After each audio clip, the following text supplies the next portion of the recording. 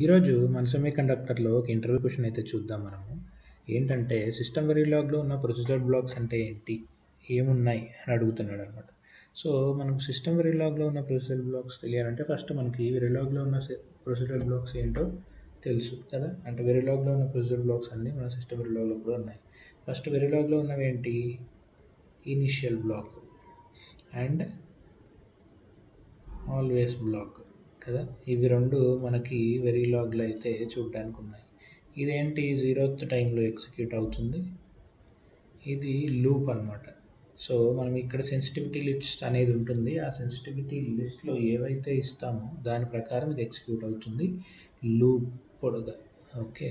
అదే కాకుండా మనకి సిస్టమ్ వెరిలాగ్‌కి వచ్చేసరికి ఇంకా కొన్ని ఉన్నాయి. ఏంటనంటే always underscore comb always underscore ff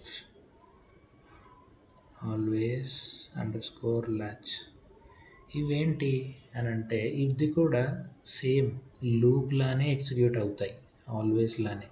but ఇక్కడ కొన్ని అడ్వాంటేజెస్ ఉన్నాయన్నమాట. సో ఇది మనము కాంబినేషనల్ సర్క్యూట్స్ కోసం వాడతాము.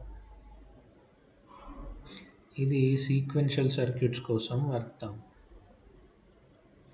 ఇక్కడ మనము ల్యాచెస్ ఫామ్ చేయాలి అని అంటే ఇవి వాడతామన్నమాట. ఓకే. సో ఇది లెవెల్ ట్రిగర్డ్ అయ్యి ఉంటుంది.